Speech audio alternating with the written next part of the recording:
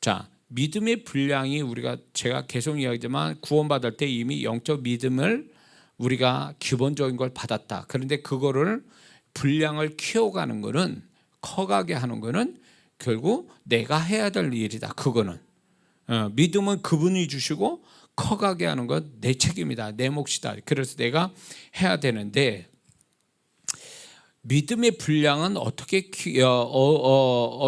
믿음의 분량이 크냐? 한 가지밖에 없어요. 그건 하나님의 말씀으로만 믿음의 분량이 커간다는 거예요. 근데 많은 성도분들이 말씀으로만 그 내면의 믿음의 분량이 커가는 이 사실을 잊어버리고 봉사하고 교회 신앙사라는 걸로 믿음이 커가는 줄 알지만 절대 그렇지 않다는 거예요. 믿음은 들음에서 나고 그 들음은 그리스도의 말씀으로 말미암아. 하나님의 말씀으로만 우리 안에 잠겨질 때 그게 믿음으로 성장되어 가는 것이기 때문에, 말씀을 안 본다, 말씀을 안 듣는다 그러면 이 사람은 믿음은 클 수가 없다라는 얘기하고 똑 동일한 얘기예요. 그러니까 그 사람이 말씀을 상대하지 않고 있다면 그 사람은 결국은 직분이 있고 나이 먹고 신앙사 오래 하고 이 영적 체험이 있어도 그 사람의 믿음은 크질 않기 때문에, 믿음의 분량이 만약에 수치로 50이다 그러면 50의 축복, 50의 역사, 50의 은혜밖에 올 수가 없다는 얘기예요. 그러니까 믿음의 분량만큼 하나님의 나타남이 거기에 맞춰서 나타나기 때문에 믿음의 분량이 적을수록 불리한 거예요, 우리 입장에서는. 근데 많은 성도들이 하나님의 말씀을 이렇게 저렇게, 우리가 만약에 김치가 있다면 김치찌개, 김치국, 김치찌개 여러 종류를 먹지 않습니까? 그것처럼 하나님의 말씀을 가지고 다양하게 우리 내면에 믿음으로 생성이 되도록 말씀이 들어와 줘야 되는데, 말씀을 상대한다는 것은 결국 그 사람은 믿음이 크지 못하면 결국 축복과 은혜와 모든 그분의 나타남이 그만큼 그 사이즈만큼밖에 나올 수 없다, 그 얘기죠. 그렇기 때문에 시간이 갈수록 우리는 제일 해야 될 게, 제일 시간만큼 중요하게 여겨야 될 거는 내 안에 말씀을 통해서 믿음을 채워놓는 거, 이게 시간만큼 중요하다는 걸 우리가 잊지 말아야 될 주비십니다. 그러니까 말씀을 제껴놨다 그러면 이미 끝난 거예요, 그 성도는. 영의 세계는 시간이 정지된 세계이기 때문에, 여기 물리적, 우리가 사는 세상은 물리적 시간이 흐르잖아요. 그러니까 가만히 있어 어린애가 청년이 되고 청년이 장년이 되듯이 그냥 수고하지 않고도 되어지는 일들이 있지만, 영의 세계는 그런 거 없어요. 영의 세계는 시간이 흐르지 않고 정지된 세계니까, 이 사람이 처음 구원받을 때 믿음의 분량이 만약에 10이다 그러면 10년 지나서 믿음의 분량이 안 크면 10년 지나도 10이에요. 그러니까 영의 세계는 시간의 지배를 안 받으니까 양의 지배받는다 이거예요. 내가 영적인 양이 많으면 많을수록 그게 영적인 세계에서 작용을 하는 거지, 양이 없으면 10년 100년 지나도 그 수준에서 그대로 멈춰 있다라는 것을 잊지 말아야 됩니다. 자, 그래서 믿음의 분량은 이제 세 가지 측면에서 이제 자라게 되는데, 채워지는데, 첫 번째 하나님의 말씀을 마음에 어느 정도 마음에 담아두느냐에 따라서 믿음의 분량이 커집니다. 근데 하나님의 말씀도 이제 두 종류로 우리가 이해해야 됩니다. 그거는 기록된, 우리가 가지고 있는 성경의 하나님의 말씀, 기록된 말씀 플러스 이 목사님의 어떤 설교, 이런 어떤 말씀을 가르치는 이런 걸 통해서 어느 정도 또 그게 믿음이 만들어진다는 거죠. 하나님의 말씀을 가르칠 때 목사의 설교가 100% 다 믿음의 말씀이 아닐 수도 있어요. 인간의 생각이 들어갈 수도 있고, 그렇기 때문에 그러나 목사의 설교의 말씀들이 말씀 가지고 전할 때 그게 어느 정도의 듣는 자에게 믿음을 넣어준다는 얘기예요. 그러니까 말씀이라는 게 결국 기록된 하나님의 말씀과 또 사람을 통한 하나님의 말씀, 이 두 가지를 통해서 우리의 믿음이, 하나님의 말씀이 우리 안에서 채워져서 그게 믿음의 분량을 만든다라는 거 우리가 잊지 말아야 됩니다. 그리고 믿음의 분량은 두 번째 어떻게 믿음의 분량이 커지냐면, 하나님의 말씀을 어느 정도 쓰느냐, 얼마나 쓰느냐, 소위 말해서 얼마나 표현하느냐, 이걸 통해서 믿음의 분량이 커간다는 것입니다. 채워지는 거와 표현되는 거, 이걸로 믿음의 분량이 커간다는 것을 우리는 알아야 됩니다. 세 번째는 믿음, 하나님의 말씀을 믿음으로 인해서 실상을 봤다, 실상을 하나 봤다, 결과로 봤다. 이 결과로 본 그 하나가 그 사람한테 믿음의 분량에 많은 믿음의 분량을 갖게 만들어주는 하나의 계기가 된다는 것입니다. 그건 소위 말해서 전쟁을 치룰 때 전투를 많이 경험한 용사가 이렇게 전쟁을 잘 치르고 살아남을 수 있고 적을 이길 수 있는 것과 같은 원리예요. 그러니까 믿음을 그 하나님의 말씀을 많이 쓰는 그 자체, 표현하고 있는 것도 믿음의 분량을 커가는 거지만, 더 나아가서 믿음의 실상을 보는 것, 그 사람이 끝까지 말씀을 믿었더니 그 말씀 실상이 그대로 나왔더라 하면 이 실상 하나 보는 것이 영의 세계에서는 엄청난 이 사람한테 믿음의 분량을 크게 만든다는 거예요. 그래서 이 세 가지 측면에서 믿음의 분량이 이 세 가지 측면에서 믿음의 분량이 차이가 생긴다, 믿음의 분량이 커진다, 이거를 우리는 알아야 될 주빗입니다. 자, 그런데 이제 우리가 여기서 생각해 볼 게, 이제 그 전에도 우리가 같이 나눴지만, 믿음은 세 통로를 통해서 믿음을, 하나님의 말씀을 세 통로로 받는 게 한 통로로 말씀을 받는 것보다 훨씬 더 믿음이 강하게 들어오고 분량이 크게 들어온다라고 얘기했습니다. 그래서 아브라함의 경우를 통해서 보고 듣고 말하고, 그래서 우리는 보통 어떻게 합니까? 보는 걸로, 하나님의 말씀을 보는 걸로 주로 하잖아요. 보는 걸로 하게 되면, 말씀을 보는 걸로, 한 통로로 보는 걸로 이렇게 하게 되면 문제가 뭐냐, 보는 걸 통해서 만약에 말씀을 50장을 보았다라고 할 때, 이 사람이 보는 걸로만 50장 본 사람과 보는 거와 소리를 냈다, 소리를 내서 보고 소리를 내서 들었다, 그러니까 세 통로가 되는 거죠. 보고 말하고 듣고, 이 세 통로로 50장 본 사람은 같은 50장을 말씀을 봐도 믿음의 분량이 달라요. 처음 사람은 한 통로로 보는 거고, 두 번째 사람은 세 통로로 보는 거기 때문에 이 믿음의 분량이 한 통로로 보는 사람보다 세 통로로 말씀이 들어오게 하는 것이 훨씬 더 믿음의 분량이 커진다는 얘기예요. 그래서 말씀을 눈으로 보게 되면 물론 그 말씀이 어느 정도는 들어올 거예요. 믿음이 들어오는데, 여기에 약점이 뭐냐, 대부분 말씀을 눈으로 보면 어디로 가냐면 마음에 잠기는 게 아니라 머리로 들어가요. 그러니까 머리로 들어간다는 얘기는 지식으로 갈 확률이 높다라는 거예요. 그러니까 이거는 말씀을 이해해서 머리에 지식으로 기억이 되는 말씀이지, 이렇게 되면 뭐가 되냐, 말씀은 4차원적인 영적인 건데 3차원적인 머리로 이해하고 지식 쌓고 기억으로 남게 되니까 3차원적으로 말씀이 다운이 되는 거예요.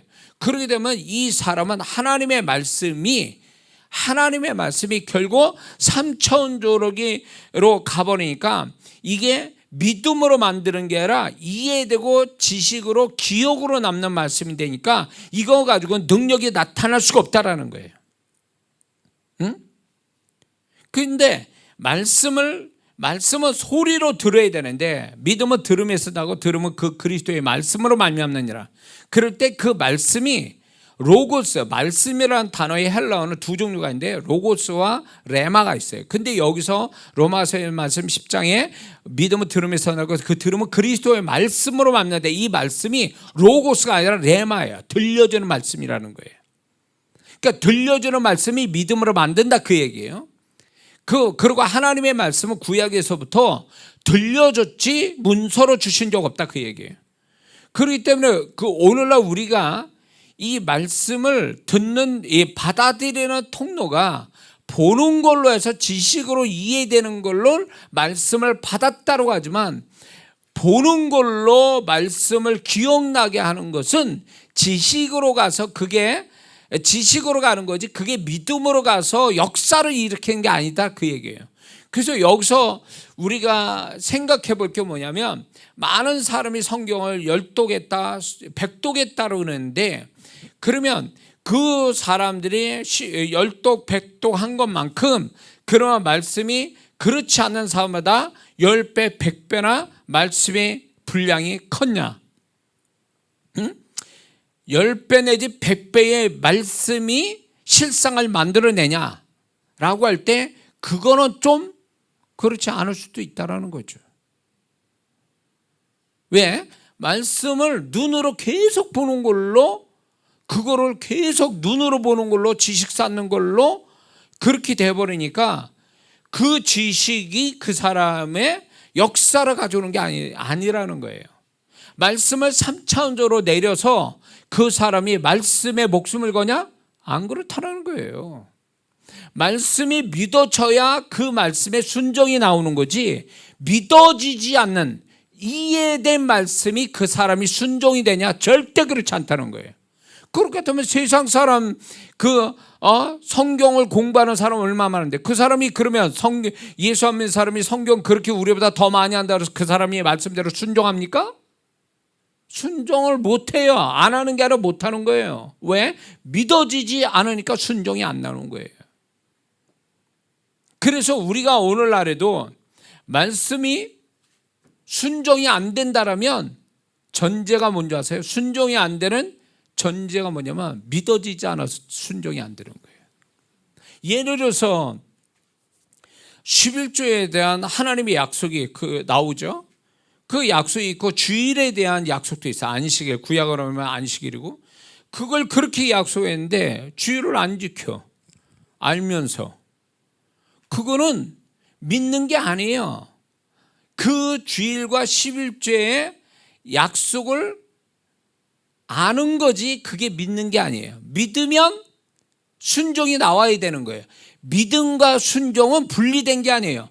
믿음과 순종은 연결돼 있다고요. 믿어지면 순종하게 돼 있고 순종하면 믿어지는 거예요. 근데 이게 믿는 거와 순종이 분리가 돼 있는 거예요. 그래 순종이 안 된다는 건 믿지 않았다는 얘기예요. 믿지 않았다는 얘기는 결국 이해했다는 얘기지.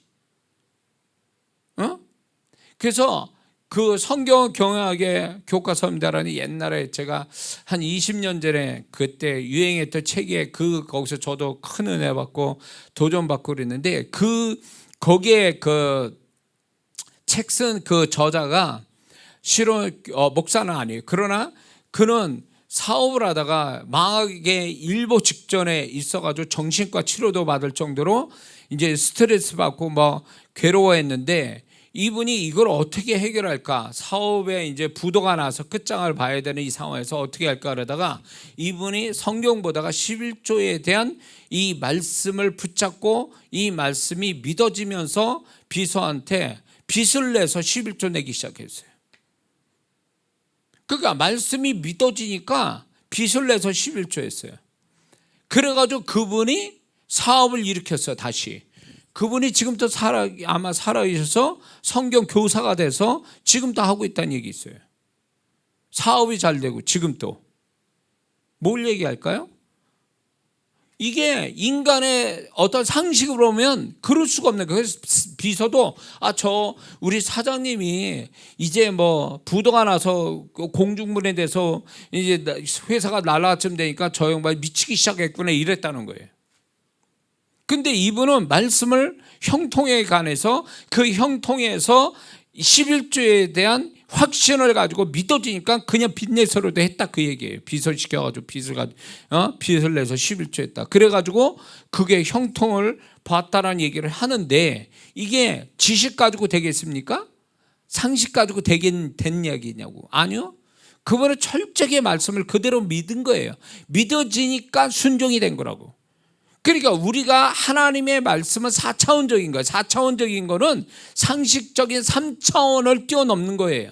그러면 4차원적인 거는요, 지식과 이해의 문제가 아니라 믿느냐 믿지 않느냐 이 문제예요.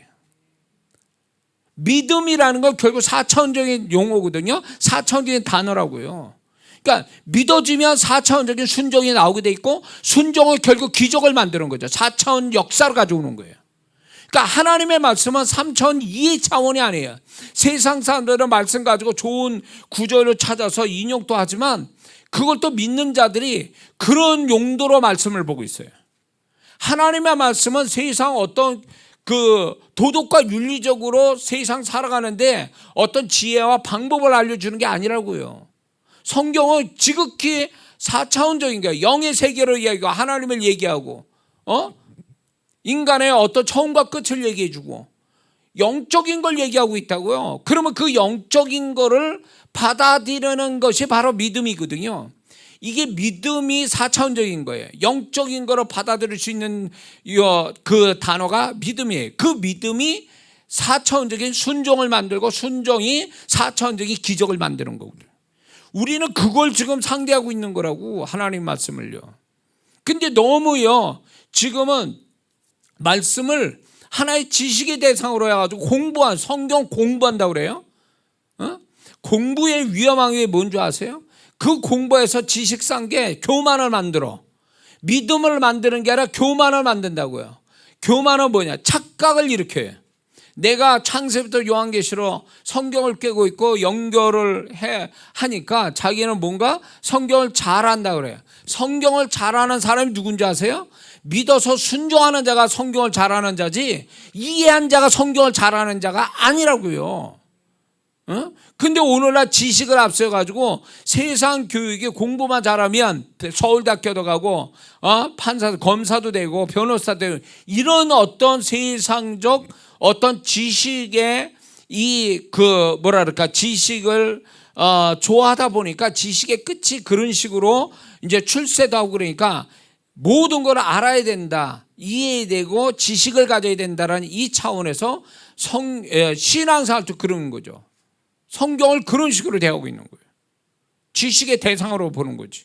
순종의 대상으로 보는 게 아니라 지식의 대상으로 보니까 앉아서 잘 알고 있죠. 성경은 아는데 알면 뭐 하냐고.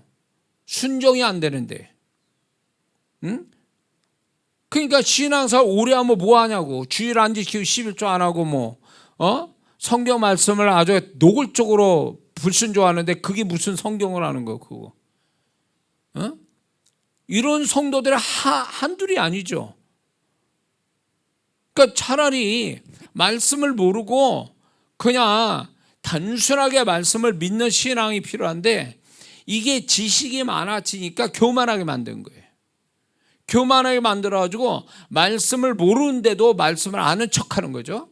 말씀을 안다는 얘기는 믿어서 순종된 것이 말씀을 진짜 안다라고 하는 거예요. 그래서 성경에 알다라는 동사는 두 가지가 있어요.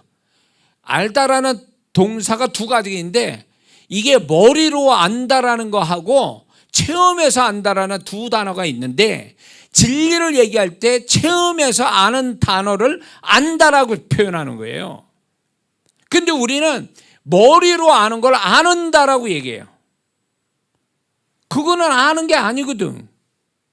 성경은 머리로 아는 게 아니라 내가 온몸으로 내 삶을 다해서 경험이 될 때에 그게 안다라고 표현하는 거거든요. 사람을 하나 알 때에 그 사람의 신상 정보로 다 아는 게 그 사람 아는 겁니까? 그 사람을 알려면 만나서 눈빛을 교환하고 같이 밥 먹고 같이 얘기 나누면서 그런 느낌 받고 이래야 그 사람을 안다고 그러지. 또 남녀 사이라면 가까워서 손도 만져보고 그러면서 상대방의 향수도 냄새도 맡아보고 이러면서 그 사람을 안다고 표현하지, 신상 정보를 안다고 해서 아는 게 아니잖아요. 근데 오늘날 성도들이 하나님의 말씀을 안다라고 자꾸 표현하는데, 이 아는 거에 대한 개념이 잘못되어 있는 거죠. 세상 사람도 성경 알아요. 믿지 않아서 그렇지. 근데 우리도 예수 믿는 사람이 믿어야 될 말씀을 아는 차원에서 끝나버리니까 이게 아는 게 아니지. 진짜 아는 게 아니라 말이에요. 어? 그래서 우리가 하나님의 말씀을 내가 안다 그러면 안다라고 할 정도의 표현을 하려면 믿어져서 순종하는 말씀의 내가 간증이 나와야 돼. 그게 있어야 말씀을 안다고 얘기하는 거예요. 그 전까지는 이에 대해서 아는 거는 반통만만 아는 거야. 반만 아는 거야. 반만. 다 아는 게 아니고. 그러니까 우리는 뭔가 이해하고 머리에 채워놓은 기억하고 있는 자체를 굉장히 중요하게 여기거든요. 그걸 굉장히 대단한 걸로 생각해요. 성경은 그런 게 아니라고. 세상 지식의 대상이 아니라고요. 성경 안에는 성령으로 말미암아 성경을 알게 되면 안다라고 할 때 첫 번째는 이런 거예요. 성경을 안다라고 할 때 첫 번째 성경을 대할 때 성령을 통해서 말씀 속에 하나님의 감정을 읽을 때 하나님의 감정과 부딪힐 때 하나님의 감동이 올 때에 이게 성경을 아는 거예요. 자, 어떤 사람을 안다고 그럴 때 이메일로 그 사람이 글을 썼어요. 그게 그 사람을 아는 걸까요? 그 사람 내용이 이메일로 쫙 적어가지고 나한테 보내왔어. 그래서 내가 그 사람을 얼굴도 모르고 아무것도 몰라. 이메일 내용만 보고 그 사람을 안다고 표현할 수 있을까요? 그건 아는 게 아니지. 정보 차원이지 그게 정말 그 사람 아는 걸까요? 그 사람을 알려면 같이 만나봐야 되는 거잖아요. 느낌을 받아야 되는 거잖아요. 그것처럼 성경도 우리가 머리에 채워넣기 위해서 보는 게 아니라 이 성경에 흐르고 있는 하나님의 감정, 하나님의 마음이 내 마음에서 부딪힐 때에 비로소 성경을 아는 거라고. 그래서 성경을 저는 이렇게 얘기하는 거예요. 성경을 자꾸 이해하려고 이쪽에다 이해하려고 성경을 보지 말고 느끼려고 해라는 거예요. 느낌. 왜 우리는 감정이라는 게 있잖아요. 그러면 성경은 하나님이 지식을 우리에게 전달하기 위해서 전달해 주는 게 아니라 이 성경 속에는 지식보다 하나님의 감정이 먼저 이게 강렬하게 심겨져 있는 게 성경이라는 거예요. 그래서 구약에 하나님의 음성이 이스라엘 백성에게 나타날 때 에스라나 어떤 모세나 하나님 말씀이 전달될 때에 하나님의 감정이 와가지고 두려움을 느끼고 엎드러지게 만들어지는 것은 지식 때문이 아니라 내용 때문이 아니라 그 하나님의 감성이 와서 부딪혔기 때문에 두려움이 와서 그렇게 엎어지는 거거든요. 그 하나님의 음성에 두려움을 느끼고 회개하는 거고요. 이게 성경이란 말이에요. 그때 당시에는 음성이었지만 그 음성이 지금 문자화로 지금 전환이 된 것뿐이지 문자화로 전환됐다고 해서 이게 지식의 대상이 되는 게 아니다 그 얘기예요. 근데 많은 사람이 성경을 그런 식으로 대하니까 백날 봐도 그냥 그저 그렇게 보는 거죠. 그저 그렇게. 그러니까 성경에 구약에 너 이렇게 하면 너 죽는다. 내가 이걸 가정이 여긴다. 이럴 때 두려움을 느끼냐고. 그렇구나. 이렇게 씩 지나가잖아요. 그리고 그 말씀이 죽인다는 그거를 또 행하고 있잖아요. 뻔뻔스럽게 노골적으로. 그건 뭐예요? 하나님 말씀 모르는 거지. 그게 안다라고 표현하는 게 아니에요. 알면 그렇게 정말 그렇게 할 수 있어요? 듣고도 그 짓을 할 수 있냐고. 하나님의 말씀을요 지식으로 하니까 그렇게 나오는 거예요. 우습게 보이는 거지. 그게 정말로 하나님의 감정과 함께 말씀이 딱 오면요 두려워서 그 말씀 앞에 그 말씀이 두려워서 당장 변화를 받아서 그 말씀대로 순종하려고 하지 그 말씀이 들려주는데도 뻔뻔스럽게 그 짓을 한다? 그럴 수는 없지. 그러니까 말씀을 들었는데도 안 들은 것처럼 해버리면 그 사람은 말씀이 믿음으로 그 사람에게 말씀이 믿어진 것이 아니라 지식으로 가서 그래. 지식으로. 그러니까 뻔뻔스럽게 또 그렇게 하는 거죠. 또 그저 짓고. 그러니까 우리가 하나님의 말씀을 내면에 강도 있게 들어오게 하는 이것만 제대로만 된다면 안 할래 안 할 수가 없어. 그냥 순종하게 해줬어요. 이럴 필요가 없다니까. 말씀이 강렬하게 들어오면 그냥 자동으로 순종이 되는 거예요. 순종이 안 된다는 건 그 말씀의 강도가 아직도 내 안에 역사를 그만큼 못한다는 얘기지. 지식으로 갔거나 말씀이 약하니까, 믿음으로 내 안에 채워지게 말씀이 약하니까 그 짓을 또 하는 거지. 순종이 안 되는 거지. 불순종하는 거지. 그래서 순종을 하려고 몸부림칠 게 아니라 말씀이 강도 있게 들어와서 역사하게 만들어주는 것이 더 중요하다, 그 얘기예요. 그러기 위해서 말씀을 처음 대할 때 자꾸 이해하려고 하지 말고 그냥 느껴보려고 성경을 보라는 거예요. 그 초점을 두면 성령께서 반드시 내 감정이 느낌으로 성경을 보려고 하는 것을, 그 목적을 아시기 때문에 성령께서 그 목적에 맞게 나에게 성경의 역사를 해주신다는 거예요. 근데 우리가 자꾸 지식으로 보려니까 성령이 역사를 못해요. 왜? 성령님만 말씀은 4차원적인 거니까 4차원적으로 역사를 하려고 그랬는데 자꾸 머리를 쓰려고 하니까 머리가 앞서가 버리니까 성령께서 그 사람의 말씀의 강도대로 역사를 못하는 거예요. 응? 제가 이제 이렇게 성경을 볼 때에 이제 느낌, 그러니까 임재 가운데서 느낌을 앞세워서 어떤 영적인 느낌을 가지고 성경을 딱 보게 되면 이게 놀라운 일이 뭐가 있냐면 그냥 믿어질 수밖에 없고 그 믿는 강도가 다른 때보다 훨씬 강렬해요. 그냥 믿어지게 돼 있어. 그냥 그리고 더 놀라운 거는 성령께서 그 상황들을요 그냥 상상하게 만드는, 이게 상상이야 진짜 이럴 거야 뭐 이렇게 생각 정도로 그 말씀을 좀 더 입체적으로 와닿게 해줘요. 성령께서 말씀을 입체적으로. 우리는 보편적으로 성경을 읽는다 그러면 이거를 기하학적으로 볼 때 직선으로 보고 평면으로 본다고 친다면, 성령의 임재 속에서 느끼면서 성경을 본다 그러면 그건 입체로 본다는 거야. 평면이 아니라 입체로 보는 관계가 되는 거야. 차원이 높은 차원에서 이제 성경을 보게 된다는 거죠. 느끼게 된다는 거죠. 그래서 제가 목회자분들이나 저희나 이제 평신도 훈련시킬 때도 성경 보는 것부터 다시 해야 된다. 이게 또 성경을 볼 때 이런 게 있어요. 그 말씀을 늘 보는 거니까 아주 정답이 있어. 머릿속에 정답을 깔고 봐. 그러니까 이 사람은 성경을 답을 하나로 보는 거예요.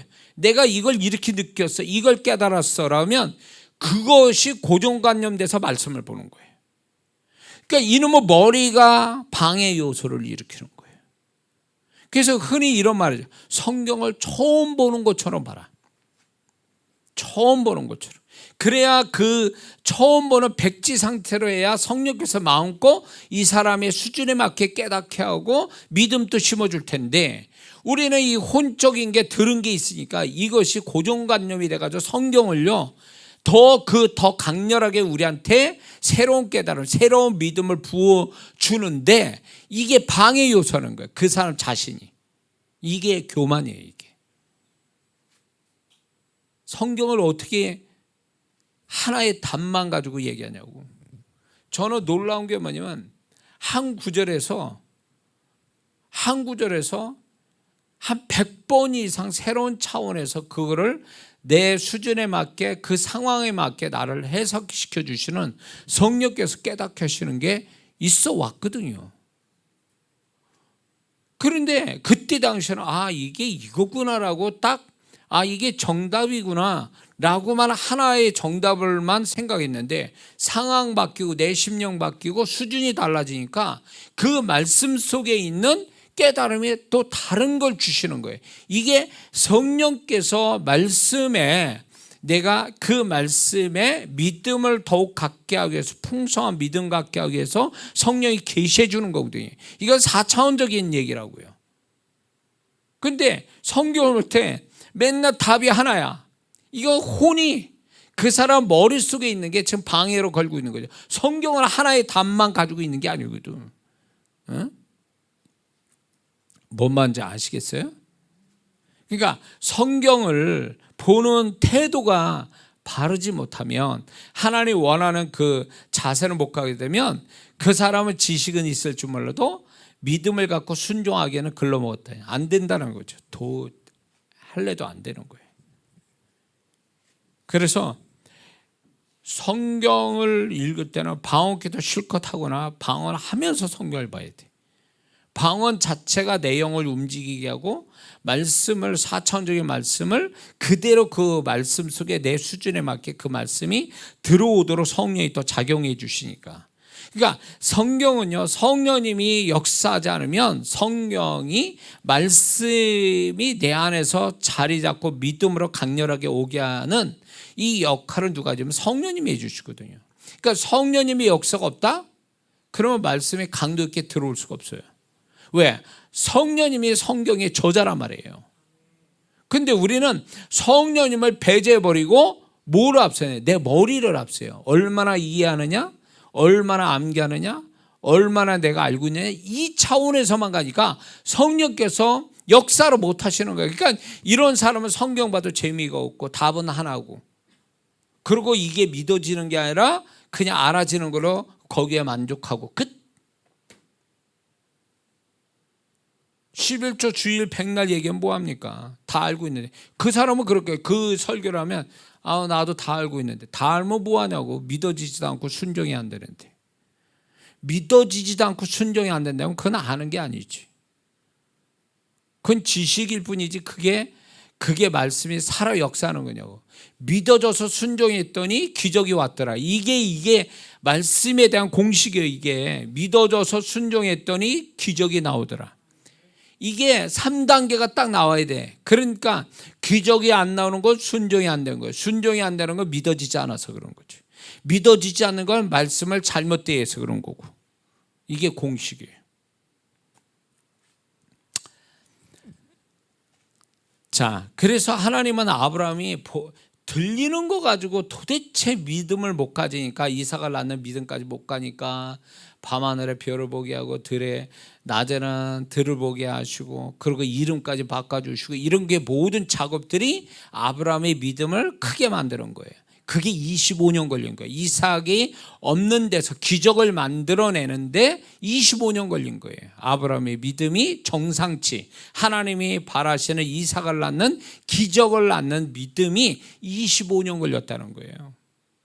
그러니까 아브라함이 25년 걸려서 이삭을 낳았다라는 것에 대해서 어떻게 보면 50년이 될 수도 있는 거죠. 아브라함이 그 믿음의 분량이 안 된다면 50년도 걸리는 얘기예요. 그래서 이삭을 만약에 50년 걸려서 이삭을 주실 수도 있는 거죠. 근데 아브라함은 25년, 또 반대로 생각해 2년 5개월 될 수도 있어요. 그렇죠? 믿음이 상승이 돼가지고 정말로 하나님 보실 때 이삭을 낳는 믿음이 2년 5개월 만에 될 수도 있는데, 아브라함은 하나님 보실 때 25년, 너는 25년짜리야. 이삭을 낳는데 25년짜리 믿음이 필요한 거야. 이렇게 얘기하신 거죠. 여리고서 무너뜨릴 때 7일이에요. 이스라엘 백성들의 믿음은 7일이라고. 이 횟수로 말하면 13번이고 날짜로 만들자면 7일이고. 그러면 이게 뭘 얘기하는 거냐? 우리가 그 말씀이 믿어져서 실상이, 그러니까 순종이 돼서, 말씀이 믿어져서 순종이 돼서 기적을 보는 데까지 가는데 사람마다 날짜가 다르죠. 기간이 다르다는 얘기예요. 아브라함처럼 25년 걸릴 사람이 있고 어쩌면 50년 걸릴 것도 있고, 그거는 하나님이 정한 게 아니에요. 이 사람이 믿음의 분량을 하나님이 바라는 분량까지 딱 채우면 그 문제에 대해서, 축복에 대해서 이 믿음으로 말미암아 믿음의 분량으로 역사를 일으킬 수 있다, 그 얘기예요. 그러니까 하나님은 정해놓은 게 아니라 이 사람이 그 자기가 바라는 어떤 축복이나 바라는 어떤 문제 해결이나 이런 것까지의 믿음의 분량이 채워지기만 하면 당장 내일이라도 된다 그 얘기죠. 이게 굉장히 주도권을 어떻게 보면 하나님은 판단만 하시고 주도권은 우리가 갖고 있다는 거죠. 내가 믿음의 분량이 많이 채워지면 빨리 역사가 오는 거고, 믿음의 분량이 적으면 딜레이 되는 거고, 길게 가는 거고. 그거는 하나님 탓이 아니라는 거지. 하나님 탓이 아니라는 거예요. 왜 그러면 내 문제는 내 문제는, 내 축복은 왜 지금까지 안 되느냐? 그거는 딱 답은 하나예요. 하나님이 그렇게 안 만들어 주신, 하나님이 정해 놓은 게 아니라 믿음의 분량이 그만큼 안 채워져서 그게 딜레이 될 뿐이에요. 길게 갈 뿐이에요. 하나님이 여기까지 채워가 아니에요. 여기까지 네가 10년, 20년 그때 가서 내가 해결해 줄게. 그게 아니라 네가 믿음의 분량이 그 문제나 축복의 영양값을 뛰어넘기만 하면 당장 내일에도 내가 역사를 허락할게, 이런 거거든요. 여기서 우리가 분명히 알아야 될 게 뭐냐면, 하나님은요 이미 우리의 믿음에다 주도권을 다 넘겨주신 거예요. 그런데 우리는 우리의 믿음에다 넘겨주셨다라는 것을 믿지 않고 하나님만 계속 바라보고 있는 거예요. 하나님 언제 어떻게 하실 겁니까? 이래요. 그 하나님 또 답답하죠. 네 믿음에다가 나 다 맡겼어. 네 믿음에다가 주도권 줬어. 그럼 네가 알아서 주도권을 가지고 믿음의 분량을 채워서 빨리 오든 늦게 오든 그건 네 책임이지 내가 책임질 게 아니다, 이렇게 얘기하시는 거죠. 근데 하나님 책임이야. 하나님 왜 나를 고난을 안 끝내십니까? 왜 문제가 해결 안 됩니까? 왜 축복이 안 옵니까? 이래요. 자기가 믿음의 분량을 안 채우는 그거는 생각지 않는다는 거죠.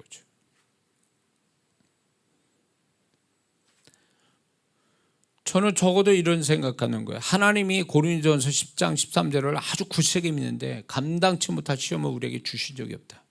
적어도 내 앞에 내 믿음으로 감당치 못할 건 없어요. 하나님이 그렇게 만들어 주신 거예요. 다만 왜 감당치 못하고 해결이 안 되느냐? 내가 믿음의 분량이 충분하지 못해서 그게 지금 당장 해결이 안 된 것 뿐이지, 내가 그거를 해결할 만한 믿음의 분량이 있으면 오늘 또 당장 역사는 온다, 그 얘기죠. 저는 그런 믿음으로 살고 있거든요. 그러니까 그리고 내 앞에 어떤 것도 해결치 못할 건 없다. 왜? 하나님이 이미 해결나게끔 내 믿음의 분량을 최대치로 써서 해결나게끔 허락된 일들이지, 불가능한 것을 허락하신 일은 절대 없다라는 거죠. 주님의 맞아. 할 수 있거든 무슨 말이냐? 믿는 자에게 능치 못함이 없다. 불가능은 없다, 그렇게 하셨단 말이에요. 그러니까 내 앞에 있는 거 다 가능하게 만들어 주셨는데, 세상은 불가능하다 할지라도 하나님은 네가 가능할 수 있어. 그러니까 허락된 일이라 그 얘기예요. 질병이든 뭐든 간에 어떤 것이든 네 믿음 쓰면 가능한 거니까 그 믿음을 바짝 쓰라는 거지. 네? 저주같이 운명처럼 우리에게 주신 게 아니라는 거예요. 넌 이렇게 하다가 평생 이렇게 고생하다 죽어라. 이게 운명처럼 많은 일부의 성도가, 문제가 뭐냐면 모든 걸 운명처럼 받아들여요. 하나님 나를 이렇게 살게 만드셨어. 그래서 나는 이거를 이렇게 살아야만 돼. 하나님께 하나님께 음성 들었냐고. 그 음성을 듣지도 않으면서 자기 스스로 이게 자포자기하기 위한 합리화라고 그럴까요? 하나님이 그렇게 만드셨어 그래요. 누가 하나님이 그렇게 말씀했냐고. 그러니까 자기가 믿음을 써서 해결이 안 나니까 그런 식으로 합리화시키는 거예요. 이거는 하나님이 주신 나한테 운명이야. 이게 하나님이 나한테 이렇게 살라라고 했어. 그래야 속이 편하거든. 만약에 이게 해결되는데 안 되는 채 가면 내가 자학을 하게 돼 있거든요. 내가 문제 많아서 지금 이게 해결이 안 되는구나. 그러니까 책임이 내 책임인 것처럼 자꾸 내 책임으로 몰아가니까 기분이 나쁜 거지. 마음이 상하는 거예요. 그러다 보니까 하나님께 책임을 전가시켜야 돼. 하나님이 나를 그렇게 만들어서 내가 길고 날고 난리를 쳐도 이거는 하나님이 이게 내 운명이다 하고 살게 하셨으니까 나는 그렇게 사는 거야. 하나님을 완전히 뭐라 그럴까 오해하게 만들어서 아주 나쁜 하나님 만들어요. 자기가 사람들한테도 그 얘기해줘. 하나님이 나를 이렇게 운명으로 만드셨다. 이런 운명으로. 아니 하나님이 그렇게 말씀하지도 않은데 바울이 지금 육체의 가시가 있어서 그것도 한 번이 아니라 그 신령한 사람이 3차례나 기도했을 때 하나님 뭐라 했습니까? 내 은혜가 내게 좋거다. 그것도 은혜라고 말씀하고 그것 때문에 바울은 또 새로운 차원에서 하나님의 역사를 또 일으키고 그럼에도 불구하고 하나님의 사역을 다 이루어내고 다 그렇게 됐는데 그게 무슨 우리는 어떻게 생각하냐면 그런 것들이 하나님 평생 내가 가져야 될 가시고 이거는 나를 망하게 하는 거 이거는 뭐 운명인 것처럼 자기를 자꾸 그런 식으로 몰아가니까 하나님이 아주 우습게 돼버리는 거죠. 예? 바울 같은 경우는요 3층 천이나 봤지. 그러니까 자고하지 않게 해서 그러잖아요. 3층 천 다 안 가본 사람들이 자꾸 그거를 자꾸 그런 식으로 해석해요. 자신이 바울 다니면서 하나님이 다 감당하게 하셨다는데 왜? 그러니까 내가 선택하지 않는 것이라 할지라도 내가 선택하지 않은 나에게 오는 불행이라 할지라도 그런 것들은 하나님이 네가 다 믿음을 가져서 해결할 수 있어 라는 메시지를 주시면서 허락된 일인 거지 내가 전혀 그거를 어떻게 할 수 없는 그래서 당해야만 되고 손해를 봐야만 되고 나는 망해야만 이게 정상인 것처럼 생각하는 이 자체는 귀신의 속삭임이지. 그건 귀신의 속삭임이에요. 하여튼 우리 부모님이 아주 빚지는 거 좋아하셔가지고 막 저도 40 넘어서까지 빚지고 살았으니까 미치겠더라고. 동생들도 다 빚으로 살고 집안 내력이 그게. 응? 빚지는 걸 좋아하고 빚지는 거에 대해서 겁이 없어. 에? 그래가지고 이제 그런 거에 대해서 막 징글징글 맞은 거지. 이게 성경적이야? 성경을 들춰봐도 그건 아니거든. 사랑의 빚 외에는 짓지 말라고 그랬는데. 이게 아니다 싶어가지고 하나님 앞에 하나님 제가 이제 믿음을 쓰겠습니다. 그래가지고 정말로 그때부터 아주 악착같이 신용카드 다 잘라버리고 그리고 없으면 없는 대로 그래서 안 쓰고 안 가고 안 보고 안 먹고 이런 삶을 사는 거죠. 그런 가운데 하나님이 나를 이 빚지지 않게 하기 위해서 그러니까 카드도 다 잘라버린 거예요. 카드로 그냥 싹 다. 예. 할부 없어요. 그냥 나는 처음에 다 잘라버렸다니까. 그러니까 현금만 쓰는 거예요. 현금만. 또 현금 없으면 안 써요. 또 없으니까 못 쓰는 거야. 또 그런 세월을 보냈거든요. 그리고 이제 그런 가운데 없는 가운데서도 하나님께서 또 이제 남을 도와주게 만들고 막 이렇게 하면서 하나님이 내가 빚지지 않고 살 수 있는 방법들, 믿음들 어떤 하나님이 그렇게 삶을 이끌어 가시더라고요. 그래서 하나님이 저를 지금까지 이끌어 왔는데 정말 그 믿음대로 하나님이 역사를 하시거든요. 그러니까 막 40년 넘게 징글밖에 오는 그 빚지는 거 이런 것들이 그러니까 이게 내가 선택하지도 않는 거예요. 선택하지도 않았지만 이게 집안의 내력처럼 내려온 것들이 있어요. 내려온 것들이 집안 내력이 좋은 영적으로 좋은 집도 있지만 그렇지 않아요. 저희 집도 마찬가지예요. 질병 문제에서 빚지는 것부터 해가지고 여러 가지들이 있어요. 여러 가지들 하여튼 제가 이제 살펴보니까 그런 것들이 교묘하게 그냥 그럴 수밖에 없게 상황이 자꾸 만들어져. 그래서 나는 그럴 수밖에 없다라고 나는 그냥 그걸 인정해야 하는 거죠. 그러다 보니까 그냥 덤태기 쓰는 거 아니야 막. 그것들이 결국 또 재현되는 거야. 부모님 세대 그 외의 세대가 벌렸던 그 모습들을 본 게 내 삶에도 그렇게 재현되는 거예요.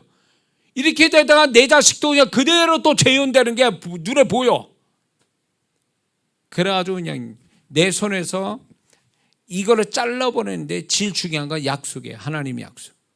이게 믿어질 때까지 하는 거예요. 말씀이 믿어지고 입술로 고백해서 이 말씀이 믿어져서 그 믿음을 가지고 내가 단호하게 생활 패턴을 모든 패턴을 바꾸고 말씀에 초점 맞춰서 이거대로 간다. 하나님이 이 말씀이 정말 그런지 아닌지 나는 증명할 것이다 라는 거에 대한 그렇게 했을 때 하나님이 정말 그렇게 증명해 주셨거든요. 지금까지.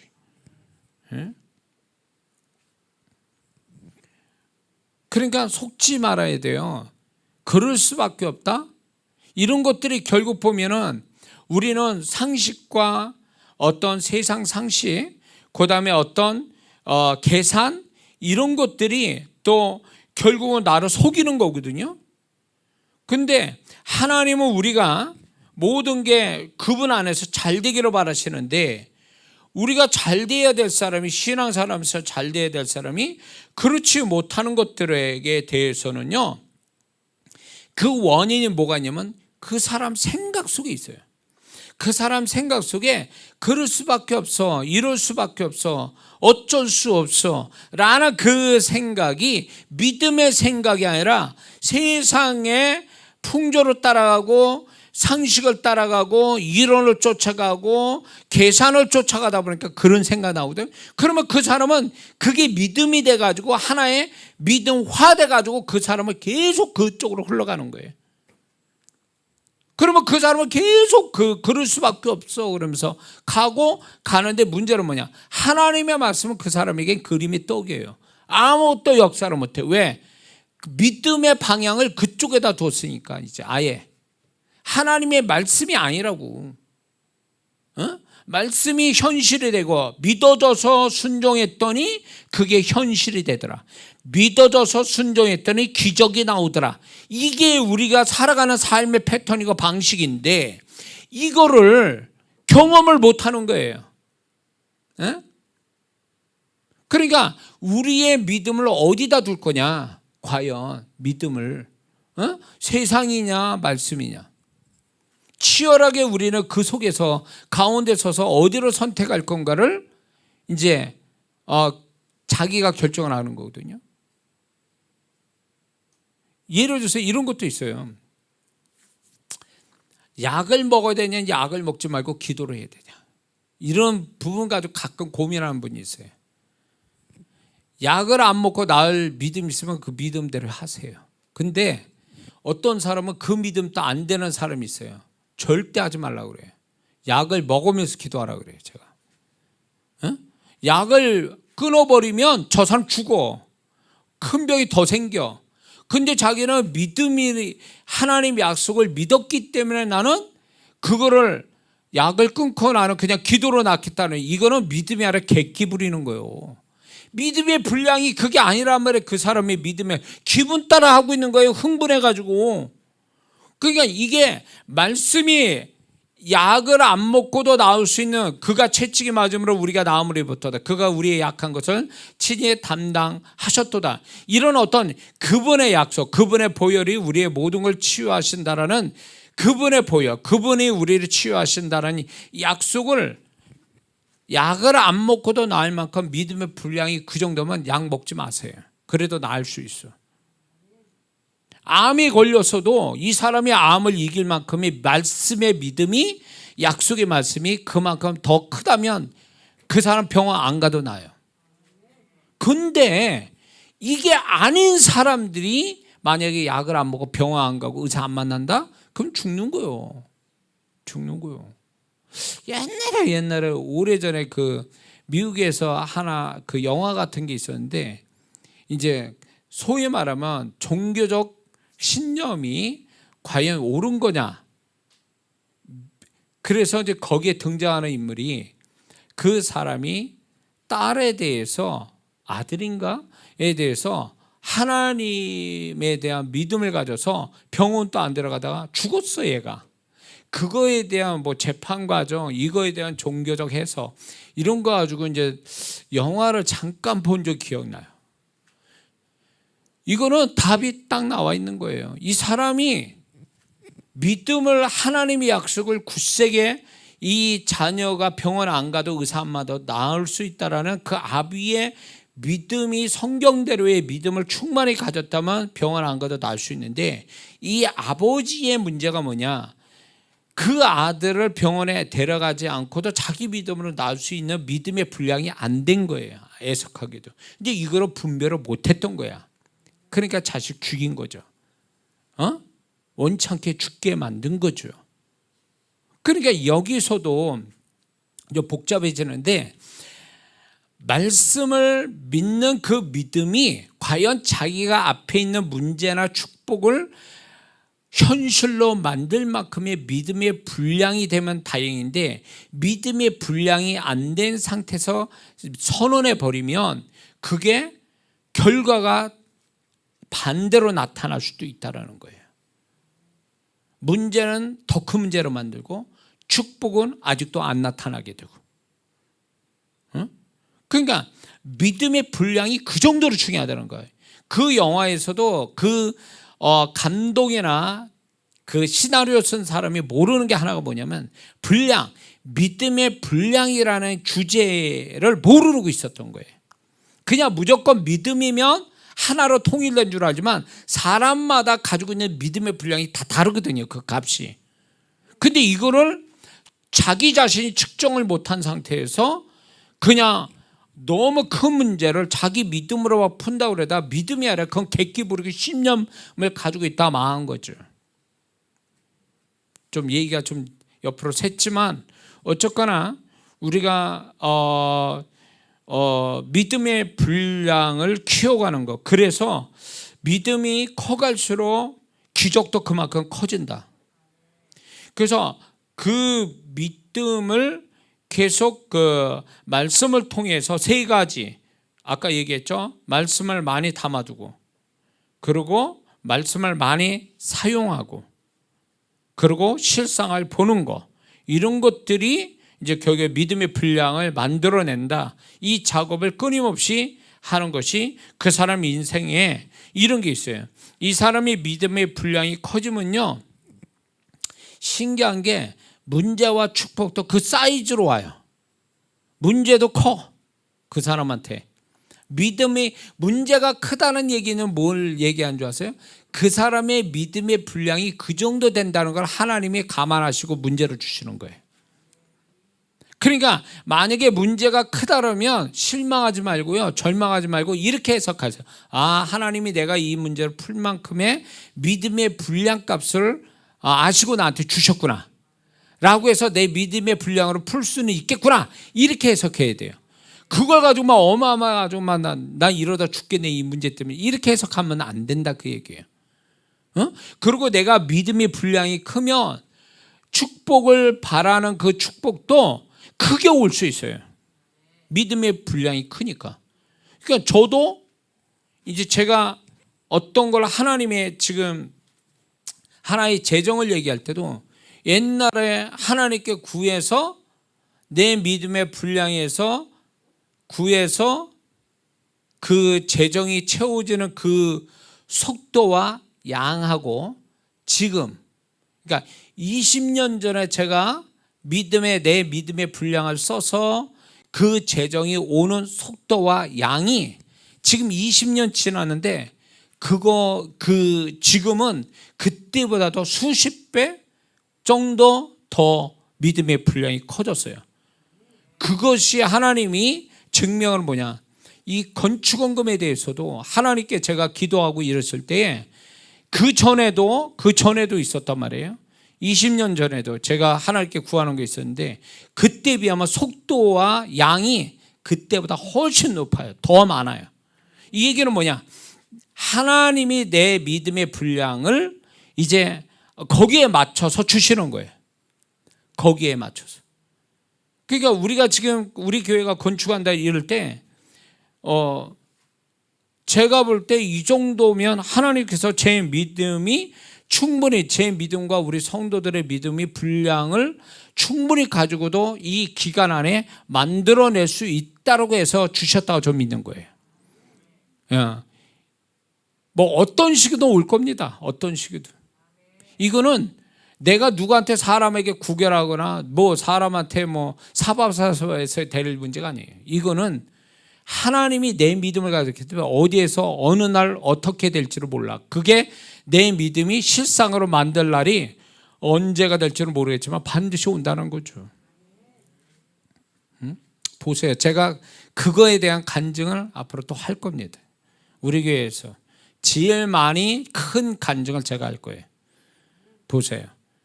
그러니까 우리 교회에서 그래도 제가 믿음의 분량을 수십 년 동안 키워온 것이, 조지 물러가 50년 전에 1달러를 구하기 위해서 자기 온 믿음을 쓴 것이 50년 후에는 100만 달러를 50년 전 1달러 구하듯이 구해서 얻었다, 그 얘기를 간증하거든요. 그러니까 우리의 믿음의 분량이 크면 그런 역사가 온다, 그 얘기예요. 네.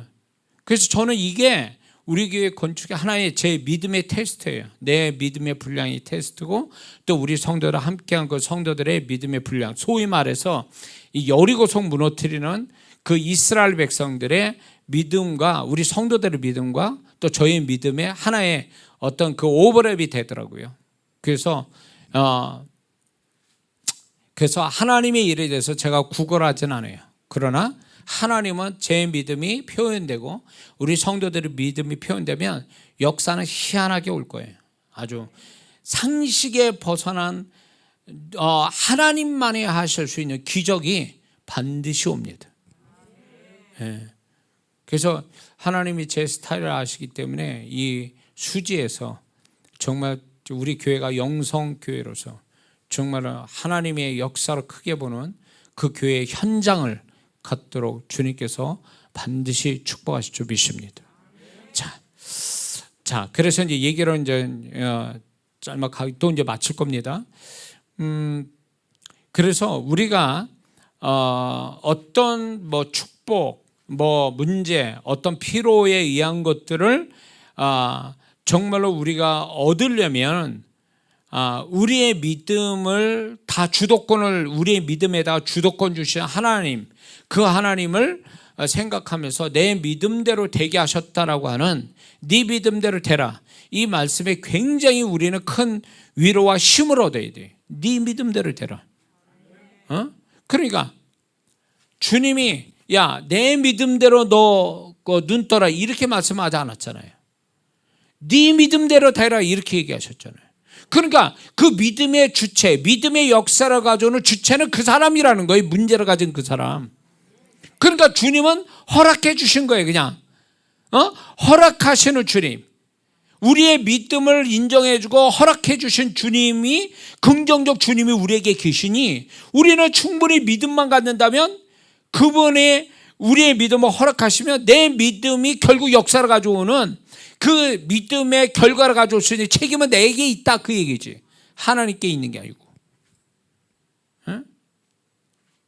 그래서 이런 게 있어요. 하나님 앞에 우리가 너무 감성적으로 하나님과 상대하려고 하지 말고, 내 믿음이 정말 이게 내가 가지고 있는 이 앞에 있는 것들을 해결할 수 있는 믿음이 되느냐 안 되느냐, 이런 걸 좀 따져보면서 하나님께서 그 믿음의 분량대로 역사할 것에 대한 어떤 기대감을 가지고 상대를 해야 된다는 거죠.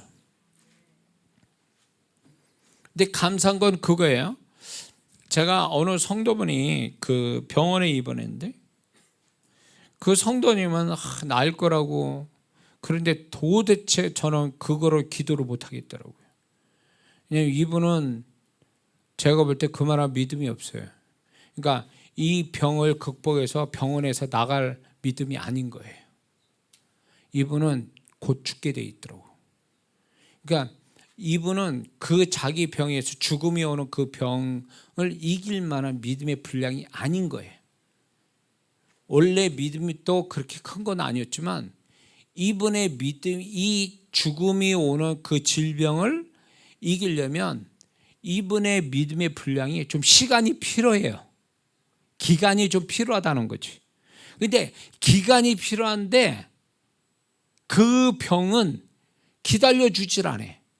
죽음이 연기가 안 되고 곧 죽게 돼 있는데, 이분은 이 믿음의 분량을, 병을 이길 만한 분량이 되려면 시간이 더 필요하다, 그 얘기예요. 그러니까 이분은 그걸 모르는 거예요. 내가 믿습니다 이렇게 하면 기도하고 막 병원에서 계속 기도하지만 제가 딱 보는 그 냉정하게 좀 영적 분별로 딱 볼 땐 이분의 믿음은 모자래.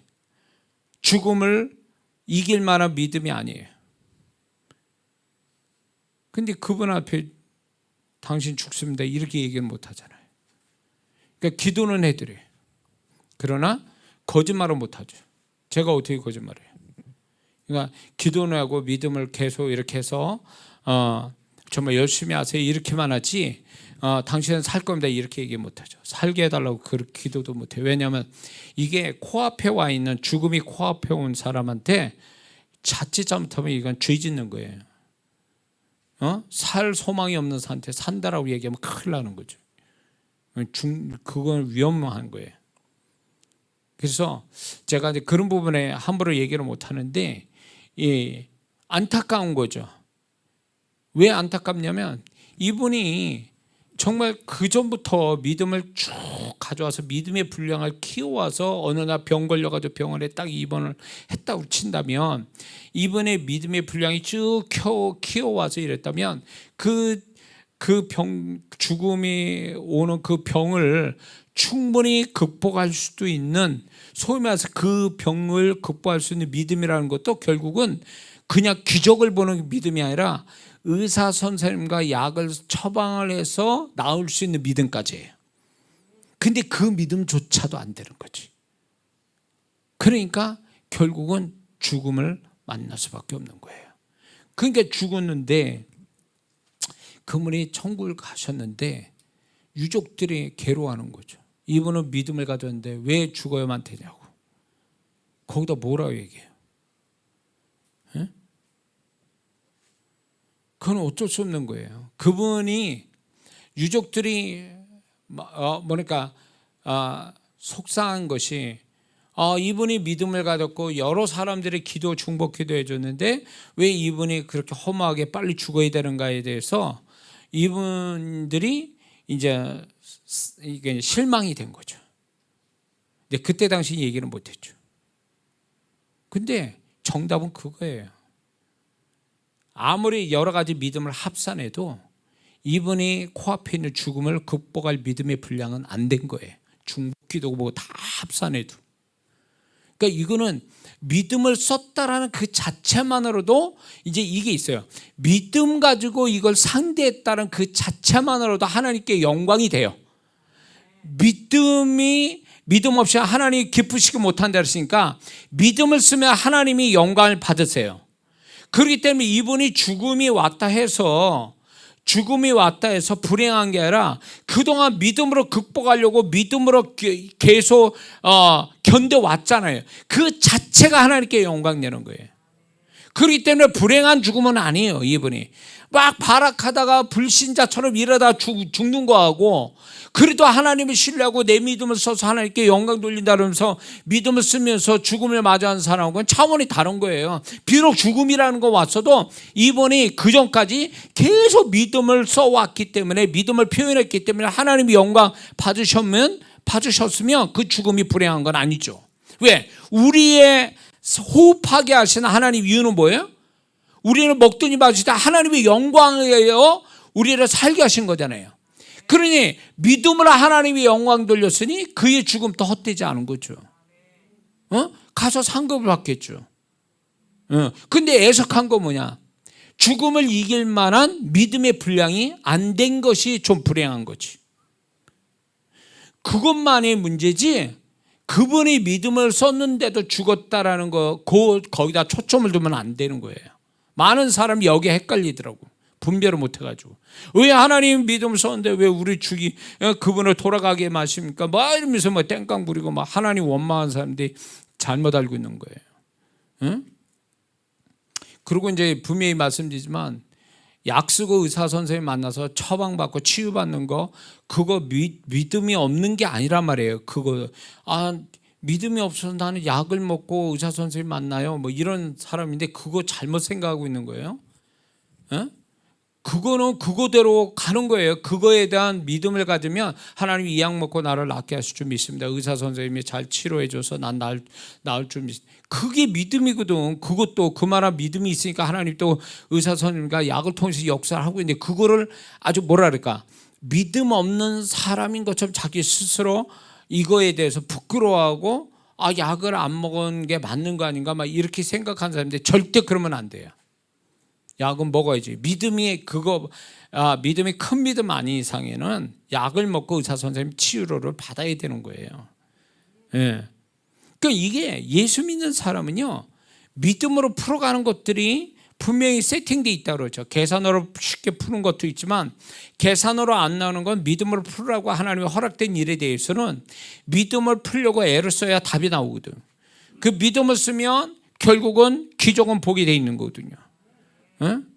그래서 믿음을 쓰는데 제일 중요한 건 첫 번째, 그 사람이 믿음의 분량이 얼마나 되느냐. 믿음의 분량이 많을수록 좋고, 두 번째는 이 믿음이 역사를 가져오기 위해서는 시간적 여유가 필요하다는 거죠.